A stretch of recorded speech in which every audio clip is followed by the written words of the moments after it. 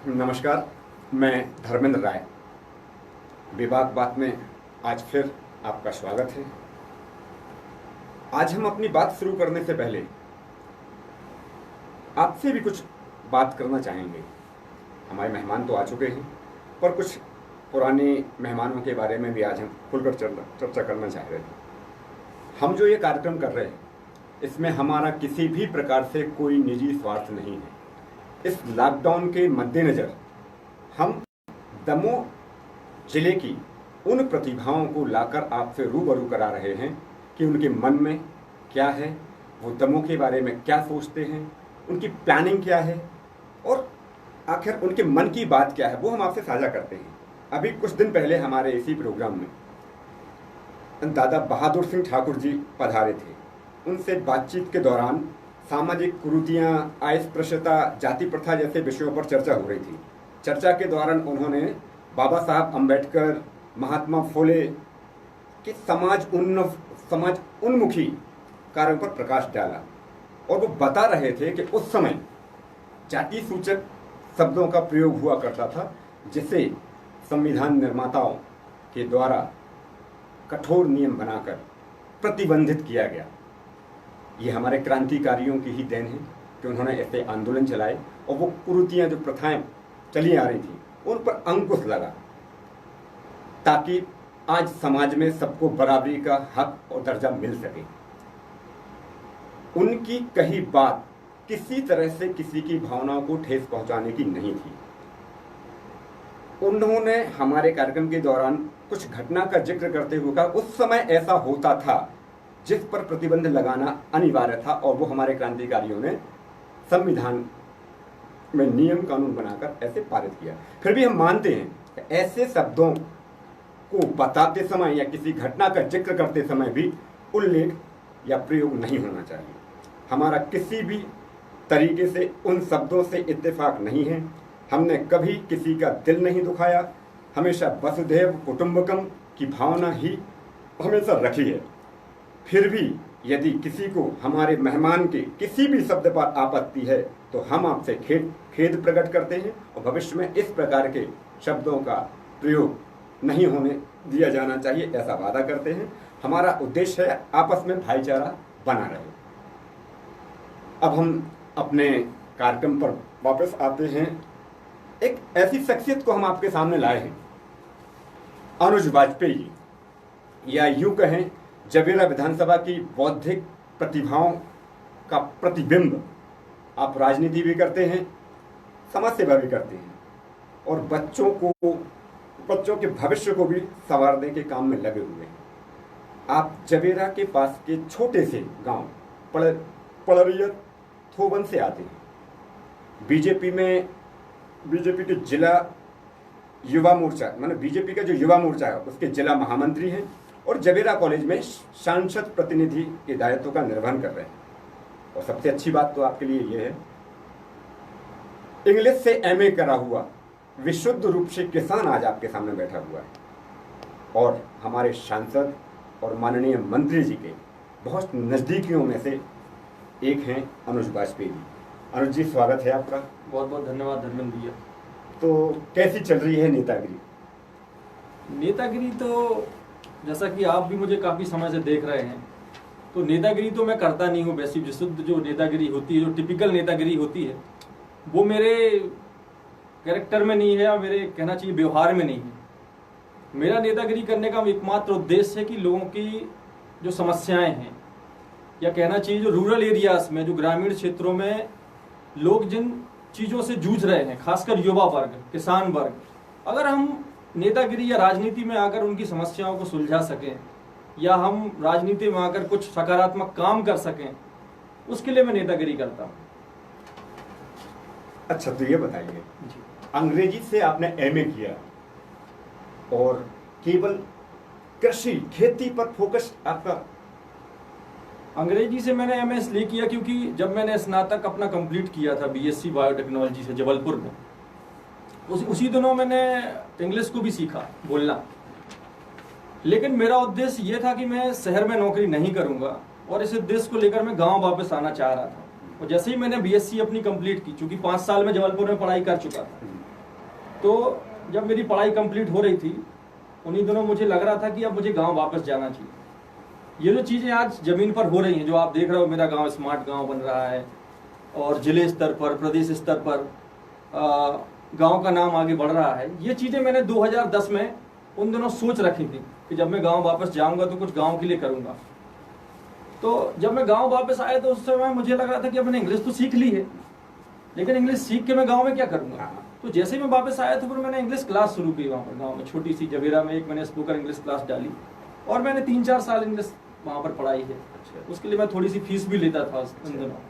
एक संस्था है एजुकेट जवेरा, आपका एक व्हाट्सएप ग्रुप भी हुआ करता था, उसके माध्यम से हमने सुना है और अखबारों के माध्यम से, कुछ टीवी न्यूज के माध्यम से, कि आपने अपनी संस्था में बच्चों को, जवेरा क्षेत्र के कमजोर असहाय बच्चों को मुफ्त में आपने वहाँ कोचिंग्स वगैरह दिलवाई और बड़े बड़े सेमिनार भी आयोजित वहाँ किए हैं और आपकी संस्था से लगभग 15-20 बच्चे गवर्नमेंट जॉब में भी गए। बिल्कुल। क्या है, कैसा का प्लान था आपका, कैसे चला आपका ये पूरा? ये जो संस्था है एजुकेट जवेरा निःशुल्क क्लास, इसका संचालन हमारा हम जवेरा वाले व्हाट्सएप ग्रुप है। इसके लिए हम लोगों ने कोई रजिस्टर्ड संस्था नहीं है, कोई एनजीओ हम लोगों ने नहीं बनाया है। तो ये मैं अकेला नहीं करता हूँ। सबसे पहले तो मैं बता दूं, कई लोग मुझे मानते हैं कि मैं संचालक हूँ इसका। हाँ। लेकिन मैं आपकी जानकारी के लिए बता दूं कि मैं इसका संचालक नहीं हूँ। अच्छा। इसमें हमारा एक ग्रुप है जिसमें हमारे मार्गदर्शक हैं शेखर दुबे, जो वर्तमान में कटनी में डीएसपी है। अच्छा। शिखा शर्मा है, मुकेश ठाकुर है, मोन्टू वाजपेयी हाँ। हैं, बंटी दुबे, ऐसे सोहन सेन, सब लोग हमारा एक ग्रुप है। अच्छा। तो ये लोग सब लोग मिलकर हम लोग इस क्लास को चलाते हैं। और अभी तो चूंकि लॉकडाउन है तो बंद है, लेकिन इसके पहले क्या था कि बच्चे खुद, चूंकि ये 3-4 सालों से क्लास रन हो रही थी, तो अब ये इस मोड़ पर आ गई है क्लास की बच्चे खुद इसको रन करने लगे। अच्छा। हाँ, और जो आपने बोला 15-20 बच्चे सिलेक्ट हुए, तो वो हुए हैं और वो अलग अलग सेवाओं में हुए हैं। पुलिस कांस्टेबल बने हैं, वन रक्षक बने हैं, पटवारी बने हैं और कुछ बच्चे तो पीएससी के इंटरव्यू तक गए हैं। और अगर हम इस आंकड़े को अगर बताएं कि ये 15-20 नहीं, ये 30-35 हो सकता है, क्योंकि हमारा काम था रिटन एग्जाम निकलवाना। तो एक समय था जब पुलिस कांस्टेबल की जॉब निकली थी, तो उस समय 20-25 तो रिटन निकले थे हमारी क्लास से, फिर वो फिजिकल में नहीं निकल पाए। तो ये क्लास अभी रेगुलर चलेगी। जवेरा की राजनीति की चर्चा करते हैं, एक शख्स का नाम बगैर उल्लेख किए जवेरा की राजनीति और खासकर भारतीय जनता पार्टी की शुरू नहीं हो पाती है, रूपेश सेन। रूपेश सेन एक वो शख्सियत है जिसको हमने भी नजदीक से देखा है, लगभग 35-40 वर्षों से उन्होंने पार्टी की सेवा की है। उसके बाद धर्मेंद्र भैया जो अब विधायक बन चुके हैं, वो तो स्वाभाविक सी बात है अब उस पद पर आ चुके हैं, लेकिन रूपेश सेन के बाद एक शख्स अनुज वाजपेयी धरातल पर कितना उभर कर सामने आ गया, कितना बड़ा आपके हाइट हेल्थ के हिसाब से कद माना जाए इस पॉलिटिक्स में? अब ये मैं अपने मुंह से अगर अपनी बात कहूं तो ये ठीक नहीं होगा। ये तो आप लोग समझ रहे होंगे कि मेरा कद क्या है या मेरा कद क्या होना चाहिए या मुझे क्या मिलना चाहिए। रूपेश सेन जी की आपने बात करी, तो मैं बचपन से उन्हें देख रहा हूँ और मैं उनके लड़के की उम्र का हूँ, उनके लड़के के साथ मैंने पढ़ाई करी है और अभी उनके साथ राजनीति कर रहा हूँ। तो वो हमारे मार्गदर्शक हैं और पार्टी में हमेशा हम लोग अगर कोई भी काम करते हैं तो उनके मार्गदर्शन में, जवेरा में तो खासकर भारतीय जनता पार्टी में अगर कोई काम होता आया है लंबे समय से, तो वो रूपेश सेन जी की वजह से होता आया है। एक चीज और देखिए, जवेरा से कोई नेतृत्व उभर कर जिला स्तर तक नहीं आ पाया, कहीं कोई योग्यताओं में या टैलेंट में कोई कमी नजर रह जाती है आपको? जैसे हम कह सकें कि पंडित रामजीलाल तिवारी जी के बाद शायद कुछ खाली सा वैक्यूम क्रिएट सा नहीं हो गया? रामजीलाल तिवारी जी एक बहुत बड़ी शख्सियत थे, ना केवल जवेरा के बल्कि पूरे जिला स्तर पे आज भी उनका नाम है। जब भी हम कहीं बाहर जाते हैं और कांग्रेस के कोई पुराने वरिष्ठ नेताओं से अगर मिलते हैं तो वो, और हम बताते हैं कि हम जवेरा से हैं, तो उनका सीधा सा नाम होता है रामजीलाल तिवारी। और रामजीलाल तिवारी से हम भी जब उनके बारे में, उनको ज़्यादा हमने नज़दीक से तो नहीं देखा क्योंकि छोटे थे जब वो उनका देहांत हो गया था, लेकिन उनके बारे में काफ़ी किस्से सुनते हैं, तो उससे गर्व महसूस होता है कि हम भी उसी जवेरा के हैं जहाँ के रामजीलाल तिवारी हैं। और उनके बाद अगर आप कहें कि जिले स्तर पर कोई उभर कर नहीं आया, तो आपने जैसे पहले नाम लिया रूपेश सेन जी, ना केवल जिले स्तर पर, अगर हमारे प्रदेश के मुख्यमंत्री शिवराज सिंह चौहान अगर किसी व्यक्ति को पर्सनल जानते हैं वो रूपेश सेन जी हैं और अभी जिले में महामंत्री हैं। और मैं अभी वर्तमान में जिले में महामंत्री हूँ युवा मोर्चा में, और भी ऐसे बहुत सारे लोग रहे हैं जो जिले स्तर तक पहुंचे हैं। अनुज जी, कैसे संबंध है आजकल विधायक जी थे, खासकर धर्मेंद्र भैया की बात कर रहा हूँ, जवेरा विधानसभा विधायक जी से तो मेरे काफी अच्छे संबंध हैं, क्योंकि अभी से नहीं, जब वो विधायक नहीं थे, जब वो जिले में महामंत्री हुआ करते थे, उन दिनों मेरी उनसे मुलाकात हुई थी और जिस तरह की प्रवृत्ति के वो हैं उसी प्रवृत्ति का मैं भी हूँ, वो भी सात्विक प्रवृत्ति के हैं और मैं भी हूँ, तो उनसे तो मेरे काफ़ी अच्छे बड़े भाई जैसे संबंध हैं। तो ऐसा कहना कि कैसे संबंध है ये तो सभी लोग देख रहे हैं। आपकी राजनीतिक उपलब्धियों में एक बहुत बड़ी उपलब्धि मानी जाती है, पड़रिया थोबन जो गांव है उसको स्मार्ट गांव का दर्जा दिलाने में बहुत अहम भूमिका आपकी थी। ये सब कैसे किया आपने, कहाँ से क्या प्रोजेक्ट मिला आपके लिए, क्या सोच आपकी ऐसे डेवलप हुई कि आपने अपने गांव को स्मार्ट गांव का दर्जा दिला दिया? ये स्मार्ट गांव तो मेरा अभी नवंबर 2019 में बना है, लेकिन आप भी देख रहे होंगे काफ़ी लंबे समय से मैं करीब 5 साल से अपने गांव में काम कर रहा हूँ। और गांव में अगर मैंने काम किया है तो 2 विषयों पे काम किया है, एक तो है स्वच्छता और दूसरी है शिक्षा। स्वच्छता मुझे बहुत पसंद कार्य है, तो मैंने गांव में देखा कि गांव तो मेरा बहुत छोटा है, आप भी एक बार गए हैं मेरे गांव, बहुत छोटा गांव है, लेकिन गांव में स्वच्छता के लिए मैंने, चूंकि ये लंबे समय से मेरे गांव में काम हो रहा था, आप जब भी जाओगे तो गांव में गलियां साफ ही मिलेंगी, छोटे छोटे बच्चों को निःशुल्क पढ़ाना वो अनवरत जारी है, वो भी मैंने किया। इन कामों को जब स्मार्ट गाँव डेवलपमेंट फाउंडेशन ने सोशल मीडिया के माध्यम से देखा, क्योंकि सोशल मीडिया वो प्लेटफॉर्म है जिसकी वजह से आज कहना चाहिए कि मैं देश विदेश या दमोह या प्रदेश स्तर पर जाना जा रहा हूँ, तो उसमें सोशल मीडिया का बहुत अहम। चुनाव प्रचार में आना हुआ, उन्होंने मेरे गांव के बारे में सुना, मेरी एक्टिविटीज़ के बारे में सुना, तो उन्होंने अपने एक स्मार्ट गांव ऐप के बारे में बताया कि हमारा स्मार्ट गांव ऐप है। और खुशकिस्मती से वो स्मार्ट गांव ऐप में पहले से मेरे मोबाइल में था। अच्छा। क्योंकि मैं हमेशा अपने गाँव के लिए बेहतरी के लिए कुछ ना कुछ सर्च करता रहता था, स्मार्ट गाँव मुझे पहले से ऐप मिल चुका था। लेकिन जैसे ही मैं सत्येंद्र भैया से मिला, उन्होंने ये डिसाइड कर लिया, स्मार्ट गांव डेवलपमेंट फाउंडेशन के फाउंडर से उन्होंने बात की, रजनीश वाजपेयी जी और योगेश साहू जी, इनसे इन्होंने बात की और मेरे गांव के बारे में बताया, मेरी एक्टिविटीज़ के बारे में बताया। क्योंकि धर्मेंद्र भैया भी विधायक बन चुके थे, तो एक प्लस पॉइंट था हमारे विधानसभा क्षेत्र के लिए। और उसके बाद उन्होंने हमारे गाँव को चुना और जो भी विकास कार्य हमारे गाँव में हुए हैं वो स्मार्ट गाँव के द्वारा किए गए। आपका गाँव स्मार्ट गाँव है, आपके गाँव में एक नदी है, सुनने में आता है ऐसा कि पड़रिया खेरे में अवैध रेत का उत्खनन होता है, और आप जैसा वेल एजुकेटेड एक युवाओं का प्रतिनिधित्व करने जाना है आपको आगे चल के, आपके गांव में रेत का अवैध उत्खनन होता है, अकाउंटेबिलिटी तय नहीं करेंगे आप, लोगों की कंप्लेंट शासन प्रशासन तक नहीं भेजेंगे आप? सबसे पहले तो मैं आपकी जानकारी दुरुस्त कर दूं कि मेरे गांव में जिनको आप नदी बोल रहे हैं, हाँ, वो नदी की कैटेगरी में नहीं है। अच्छा, वो नाले हैं। अच्छा, जो बरसात के बाद कुछ महीने बहते हैं, उसके बाद खाली हो जाते हैं। अगर अकाउंटेबिलिटी की आप बात कर रहे हैं, अगर वो अवैध होती तो शासन प्रशासन वहां पर कोई कार्यवाही करता। जहां पर जो बड़ी नदियां होती हैं वहां पर शासन प्रशासन रॉयल्टी की सुविधा रखता है और वहां पर प्रशासन कुछ ऐसी सुविधाएं करता है ताकि एक मिनिमम फीस पर वहां से रेत निकाली जाए। क्योंकि हमारे गांव में नदी नहीं है, वो नाले हैं। एक भदर नाला आया हुआ है, हाँ, हित्तरवा भदर आया, और एक और नदी आई जोगन कुंड से, वो बहुत छोटे छोटे नाले हैं।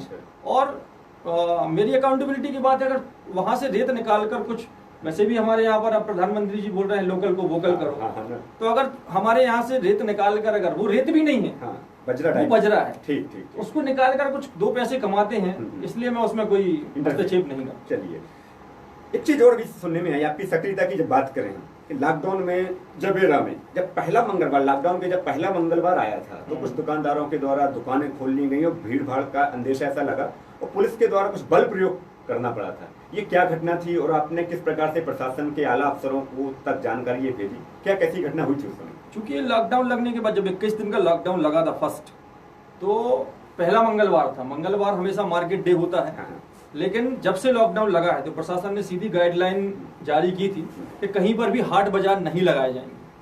लेकिन मंगलवार को चूंकि अब ग्रामीण जनता है और दुकानदार भी ग्रामीण है, उन्हें इन सब चीज़ों की जानकारी नहीं होती। अभी भी आपको मैं बता दूं कि ये 40 दिन का लॉकडाउन हो गया ज़्यादा का, लेकिन लोग मंगलवार को ही जबेरा सब्जियां खरीदने जाएंगे और बाकी का किराने की सामग्री खरीदने के लिए जाएंगे। उनको ये नहीं पता कि मार्केट बंद है। तो पहला मंगलवार था, उस दिन मार्केट जहां पर लगता है वहां छोटी सी गली में सारी दुकानें लग चुकी थी। मैं चूंकि जबेरा में नहीं था, मैं गांव में था, मुझे कोई जानकारी नहीं थी कि इस तरह का कुछ भीड़ भाड़ हो गई है। आपने फोटोज देखी होंगी। तो मेरे पास जानकारी आई फोन के माध्यम से कि भैया ऐसा ऐसा काम हो रहा है और इतना सारा भीड़ इकट्ठी हो गई है यहाँ पर। तो मैंने तुरंत फिर संज्ञान में लाया, ऊपर SDM सर को भी मैंने बताया, कलेक्टर साहब को भी मैंने बताया और तुरंत फिर वहां पर जाकर कार्रवाई की। क्योंकि कई बार ऐसा होता है, जैसे लाठीचार्ज की बात की तो इस लाठीचार्ज कुछ ज्यादा नहीं हुआ, हल्का बल प्रयोग हुआ था, लेकिन उसमें हमारी ही सावधानी थी और हमारी ही सुरक्षा थी, इसलिए वो काम किया गया। आपके बहुत अच्छे संबंध है मंत्री जी से। कहा जाता है सबसे ज्यादा प्यार यदि हमारे दमोह जिले में किसी से करते हैं तो वो अनुज वाजपेयी से बहुत ज्यादा नजदीकियां हैं, बहुत प्यार करते हैं। हजारों बार हमने आपका उनका भोजन एक साथ करते हुए सोशल मीडिया पर फोटोज देखी, चाहे वो दिल्ली की हो, चाहे उनके घर की हो या आपके घर की हो। हमने सांसद जी, मंत्री जी को आपके घर उठता बैठते देखा है। आपने अपना गाँव तो स्मार्ट करा लिया ना, बाकी जबीरा विधानसभा दमोह जिले के लिए आप अपने राजनीतिक जो आपके संबंध हैं उसके बतौर हमारे लिए क्या दिलाना चाह रहे हैं, कुछ विशेष हमारे जबीरा के लिए? बिल्कुल, जैसा आपने बोला कि आपने अपना स्मार्ट गांव करा लिया, तो मैंने स्मार्ट गांव अपना बस नहीं कराया है, और भी गांव अभी स्मार्ट गांव जबीरा खुद, ये बड़ी उपलब्धि है कि जबीरा को खुद स्मार्ट गांव डेवलपमेंट फाउंडेशन ने चूज किया है, और एक हमारे बगल में पट्टी सिंगौरगढ़ गांव है उसको भी चूज किया है। नोहटा में भी काम चल रहा है, और अभी मेरी 2 दिन पहले ही एक मीटिंग हुई, और इसके पहले जब लॉकडाउन लगा था तो उसके कुछ दिन पहले विधायक जी और मैं और कुछ स्मार्ट गांव से भी लोग आए थे, तो हमारी मीटिंग दिल्ली में सांसद जी के साथ हुई है, मंत्री जी के साथ हुई है, और एक बड़ी प्लानिंग हमारे जबीरा क्षेत्र के लिए बल्कि पूरे दमोह जिले के लिए चल रही है। और चूंकि कल ही मोदी जी आए हैं और उन्होंने बोला है कि लोकल को वोकल करना है, और 20 लाख करोड़ का जो पैकेज उन्होंने दिया है, इसके 2 दिन पहले हमारी मीटिंग हुई है। एक स्मार्ट गांव डेवलपमेंट फाउंडेशन के फाउंडर्स और एक रिचा फाउंडेशन से निखिल पंत जी, और उनके साथ मिलकर बहुत जल्द हम लोग जबीरा क्षेत्र में छोटे छोटे उद्योग, क्योंकि अब लेबर पलायन जो करके गई थी वो वापस आ रही है, अब जब वो यहाँ पर आएंगे तो निश्चित तौर पर उनको काम की जरूरत है, तो उन्हें हम क्या काम प्रोवाइड करा सकते हैं। सबसे पहले उसके लिए हम लोग सर्वे करा रहे हैं, लोग क्या चाहते हैं कि यहाँ पर क्या हो सकता है, उन सब के लिए हम यहाँ पर काम करेंगे। और रही बात मंत्री जी के उपयोग की अपने क्षेत्र में, तो मैं आपकी जानकारी के लिए बता दूं कि करीब 12 करोड़ रुपए के काम हमारे सिंगौरगढ़ क्षेत्र में पर्यटन को विकसित करने के लिए, हमारे निदान फॉल को विकसित करने के लिए, हमारे जोगन कुंड को विकसित करने के लिए, नौलेसर टेम्पल को विकसित करने के लिए ऑलरेडी शुरू हो चुके हैं। आप युवा हैं, आजकल का युवा रोजगार की तरफ ज्यादा ध्यान देता है, उनकी न्यूनतम आय सुनिश्चित होना चाहिए। युवाओं के लिए रोजगार के क्या अवसर पैदा हो रहे हैं अपने दमोह जिले में माननीय मंत्री महोदय के द्वारा? चूंकि युवा, सबसे पहले तो प्रधानमंत्री जी का जो स्किल डेवलपमेंट का कार्यक्रम है वो तो हमारे जिले में चल ही रहा है, लेकिन मैं आपको बता दूं कि आज के बाद, क्योंकि अभी 4 बजे मैंने नहीं सुना, श्रीमती निर्मला सीतारमण भी आई हैं, अभी 4 बजे उनका प्रेस कॉन्फ्रेंस थी, तो ये जो 20 लाख करोड़ का पैकेज का जो घोषणा की है प्रधानमंत्री जी ने, इसका सीधा प्रभाव रूरल एरियाज में ही पड़ने वाला है।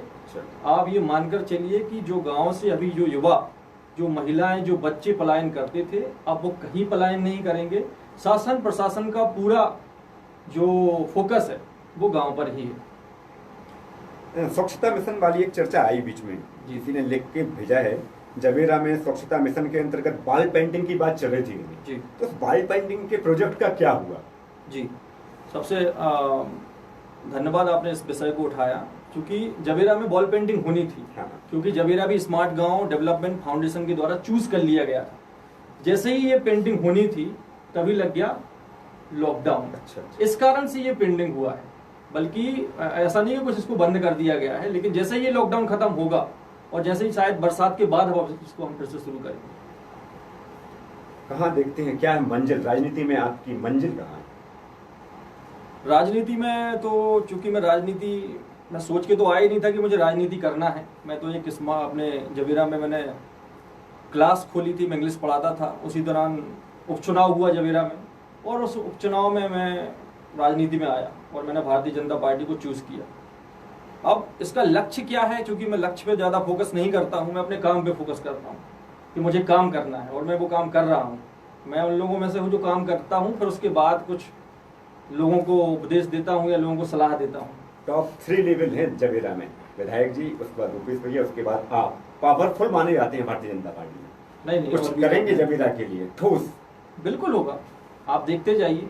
जैसे जैसे अभी ये लॉकडाउन खत्म होने दीजिए, बहुत सारी योजनाएं बन रही हैं, मंत्री जी से भी बात चल रही है, विधायक जी भी उसमें प्रयासरत हैं, और निश्चित तौर पर जबीरा ही नहीं, जबीरा के आसपास के पूरे ग्रामीण क्षेत्र में, पूरी जबीरा विधानसभा में कुछ ठोस होने वाला है।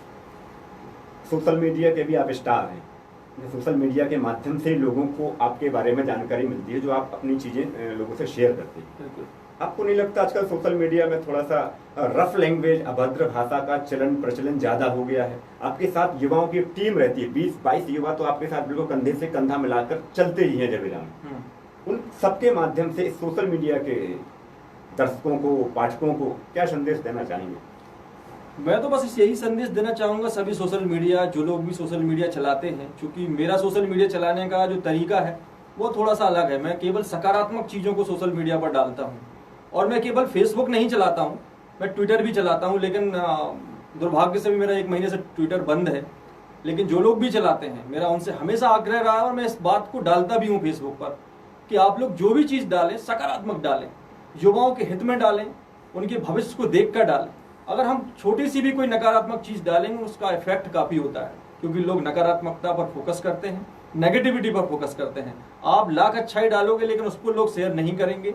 आप भी बोलते हैं, मैं भी बोल रहा हूँ, लेकिन आपने छोटी सी भी नेगेटिविटी डाली, धर्मों को लड़ाने के लिए, जातियों को लड़ाने के लिए, राजनीतिक दलों को लड़ाने के लिए, व्यक्तिगत बुराइयां पैदा करने के लिए, लोग उस पर फोकस करते हैं और चाहते भी हैं कि ये चलता रहे और हमें मसाला मिलता रहे। अनुज जी, आप नेता हैं और बहुत बड़े नेता के नजदीकी हैं। ये मान के चलिए कि आप नेता नहीं हैं, आप एक आम नागरिक होते जबेरा के, बिल्कुल आम, जो रोज कमाता खाता है या छोटी सी सर्विस करता है, उसके क्या सपने होते? जबेरा में ऐसा क्या हो जाए कि हम अनुज भैया के पास जाके ये डिमांड करें कि जबेरा को ऐसा कर दो, जबेरा में ये चीज हो जाए? क्या बोलते आप अनुज वाजपेयी से जाके, यदि एक आम नागरिक होते? जबेरा में अगर मैं एक आम नागरिक होता, और चूंकि मैं आम नागरिक हूँ और मैं समस्याओं को उठाता रहता हूँ, और चूंकि अभी सबसे बड़ी समस्या हमारे यहाँ पर एक तो गंदगी की थी, जिसे मैंने उठाया, और सांसद जी ने हमारे यहाँ पर, चूंकि ग्राम पंचायत है जबेरा की सबसे बड़ी समस्या है कि जबेरा ग्राम पंचायत है,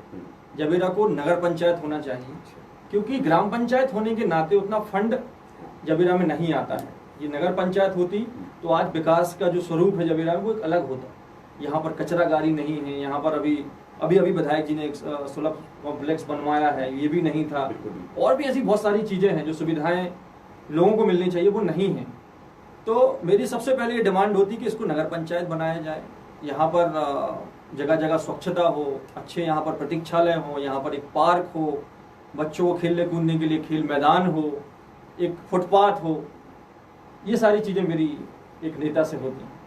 तो आने वाले समय में 3 साल बाद जब कार्यकाल समाप्त हो जाएगा विधानसभा का, और जब हम दोबारा आपसे मिलेंगे, बिल्कुल, तो क्या ये जो आपने डिमांड रखी, जो आपने सपने संजोए हैं जबेरा के लिए, क्या पूरे होते देखेंगे? बिल्कुल, ये जो चीजें मैंने बोली हैं ये आप मान के चलिए कि इस पंचवर्षीय में ही होने वाली है। स्मार्ट गांव डेवलपमेंट फाउंडेशन, विधायक जी और सांसद जी के द्वारा मिलजुल कर हम लोग जबेरा में वो सारी चीजें करने वाले हैं जो मैंने सपने देखे हैं और मेरे जैसे युवाओं ने सपने देखे। बहुत बढ़िया।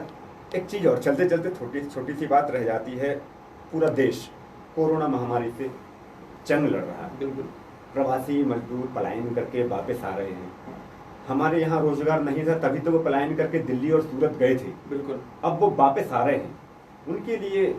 और अब रोजगार तो अपने यहाँ केवल तेंदुपत्ते का बीड़ी बनाने का रोजगार हुआ करता था, लगभग वो भी शायद अब खत्म हो रहा है।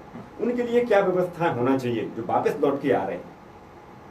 उनके लिए चूंकि होता क्या है, अभी जो व्यवस्था है शहरों में, शहर में कोई भी प्रोडक्ट बनता है, काम कौन करता है? गांव का आदमी। चूंकि होना क्या चाहिए कि गांव में ही प्रोडक्ट बने या गांव में चीजें बने, उनकी सप्लाई चेन शहर तक हो, चाहे वो दूध का व्यापार हो, चाहे छोटे छोटे प्रोडक्ट्स हो, चाहे हमारे बड़ी पापड़, अचार, नमकीन, चिप्स, ये छोटे छोटे चीजें जो हम गांव में बना सकते हैं। क्योंकि सभी ने देख लिया है कोरोना महामारी के इस महासंकट में, अगर किसी ने जो चलायमान रहा है कोई, तो वो किसान चलायमान रहा है, वो गांव चलायमान रहा है। गांव एक ऐसी जीवन शैली है जिसे हम बंद नहीं कर सकते हैं। गांव में वो सारी चीजें हैं जिनको उपयोग करके गांव में ही रहा जा सकता है। आप अगर चाहें तो अगर गांव में रहते हैं तो आप गांव में ही रह सकते हैं, आप शहर पर बिल्कुल भी निर्भर नहीं होंगे। तो मेरा सरकार से भी निवेदन है और मैं इन चीज़ों के लिए लिखता भी हूँ कि कुछ ऐसी चीज़ें की जाएं ताकि जो इनका हम उपयोग भी करें। मंत्री जी ने भी लिखा है, ट्वीट किया है कि जो लोग बाहर गए हैं उनके पास ऐसा नहीं कि कौशल नहीं है, उनके पास स्किल्स हैं। जब वो गांव वापस आएंगे तो उनके स्किल्स का भी हम उपयोग करेंगे और सरकार भी उनकी स्किल्स का उपयोग करेगी और गांव में ही कुछ बेहतर करेगी। अब कुछ कोरोना से जंग तो जारी है ही, ऐसा जारी वैसे रहेगी। मोदी जी भी कहते हैं कोरोना के साथ रहकर जीना सीखना होगा। बिल्कुल। कुछ कैसे अवेयरनेस और कैसे हमें सुरक्षा के संदेश, कैसे जीवन जिए हम कोरोना के साथ? छोटी छोटी चीजें हैं। सबसे पहला जो महत्वपूर्ण चीज है वो है इम्यून सिस्टम, जिस पर मैं ही नहीं पूरा दुनिया बात कर रही है, पूरे दुनिया के वैज्ञानिक बात कर रहे हैं कि हमें इम्यून सिस्टम जो हमारा रोग प्रतिरोधक क्षमता है उसको बढ़ाना होगा। और वो कैसे बढ़ेगा, आज हम भी देख रहे हैं, पूरा विश्व देख रहा है कि भारत में जो संख्या बढ़ रही है कोरोना पॉजिटिव लोगों की, वो धीरे धीरे बढ़ रही है। उसका कारण क्या है? Immune system. हमारे देश का जो इम्यून सिस्टम है वो काफी स्ट्रांग है। और उसका कारण ये भी है कि हमारी जो जलवायु है, हमारे यहाँ पर केवल एक ही जलवायु नहीं होती कि ठंड ठंड हो या गर्मी गर्मी हो या बारिश बारिश हो। हमारा शरीर भगवान ने ऐसा बनाया है कि हम ठंड भी सह सकते हैं और गर्मी भी सह सकते हैं। इस वजह से हमारा जो इम्यून सिस्टम है वो स्ट्रांग है। दूसरा सबसे महत्वपूर्ण चीज ये है कि हमें सोशल डिस्टेंसिंग बनाकर रखनी होगी, हमें सामाजिक दूरी बनाकर रखनी होगी, हमें छोटी छोटी आदतें छोड़ना पड़ेंगी। शादी विवाह में जाना, भीड़ इकट्ठा करना। अब राजनीति में भी देखना, आप जो चुनाव आने वाले हैं इसका आप सीधा इफेक्ट यहाँ पर देखोगे। जो सभाएं होती थी अब वो सभाएं बंद हो जाएंगी। नेता लोग अभी बोलते थे कि भीड़ इकट्ठा करो, भीड़ इकट्ठा करो, अब बोलेंगे भीड़ कम करो, भीड़ कम करो। तो ये होने वाला है। दूसरी चीज, हम कहीं दुकान पे गए, छोटी सी चीज है, हमारी आदत रहती है हम दुकान पे गए, काउंटर पे जाके सट के खड़े हो गए, हाथ रखने की हमारी आदत होती है। तो ये आदतें हमें छोड़नी होगी। घर पर गए तो हम तुरंत हाथ धोना होगा, हमें सैनिटाइजर का यूज करना होगा। तो ये छोटी छोटी सी आदतें हैं जो हमें इनको छोड़ना होगा। हमें नमस्कार से काम चलाना होगा, हमें हाथ मिलाना छोड़ना होगा, हमें पैर पड़ना छोड़ना होगा। दूसरे लोग हम तुरंत जाते थे बाहर और पैर पड़ लेते थे, तो हमें थोड़ा सा दूर रहना होगा। फिजिकल डिस्टेंस, हाँ, फिजिकल डिस्टेंस हमें बना के रखना पड़ेगा, तभी हम इसके साथ जी सकते हैं। ये थे हमारे जवेरा की बौद्धिक प्रतिभाओं के प्रतिबिंब भाई अनुज वाजपेयी जी। आज के लिए इतना ही, कल फिर मिलते हैं इसी समय। तब तक के लिए इजाजत दीजिए। नमस्कार। नमस्कार।